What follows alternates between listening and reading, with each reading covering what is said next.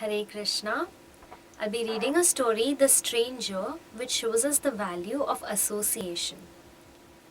One day, on a hot summer afternoon, Harish returned from school.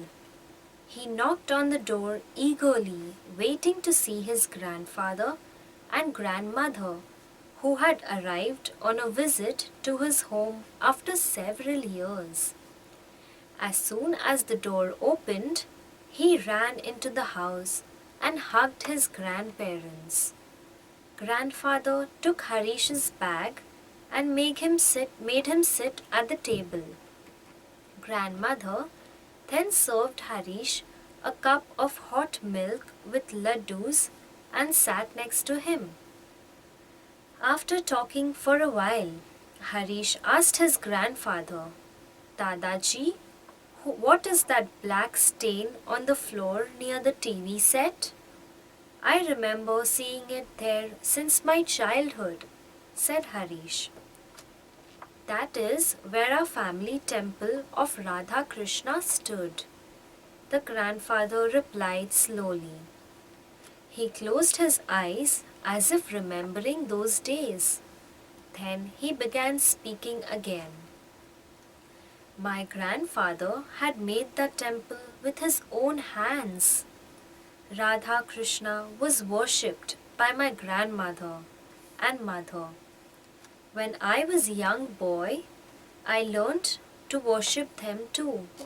The whole family used to come together for morning prayers every day.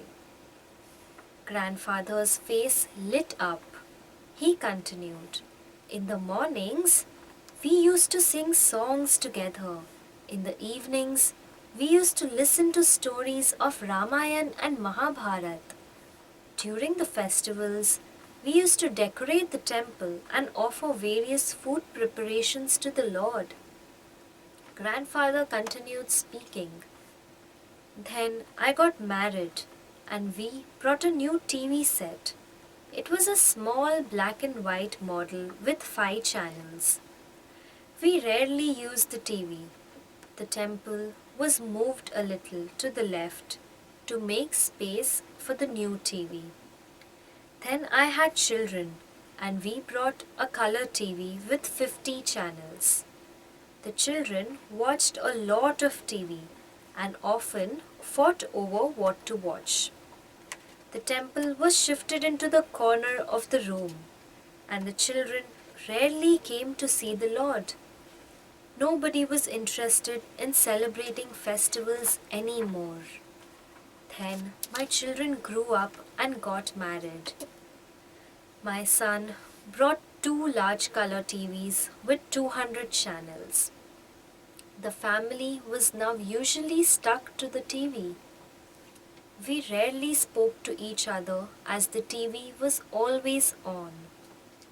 Instead of sharing and talking to each other, we only sat together for our favorite shows. The temple was shifted into the next room. Grandmother had tears in her eyes. Then you all were born. And when you were young, we brought 4 big TVs with 400 channels.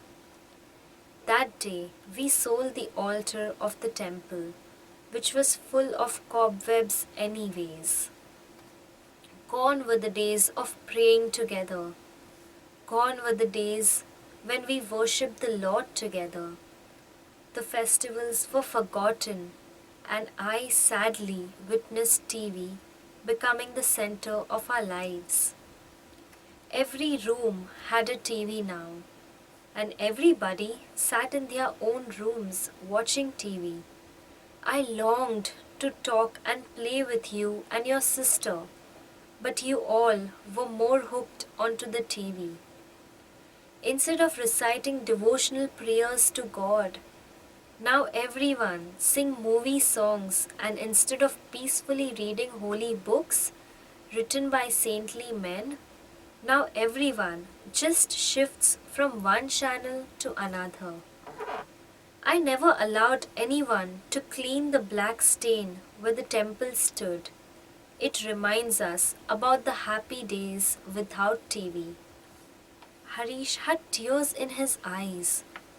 He thought about what his grandparents had shared with him and felt very sad.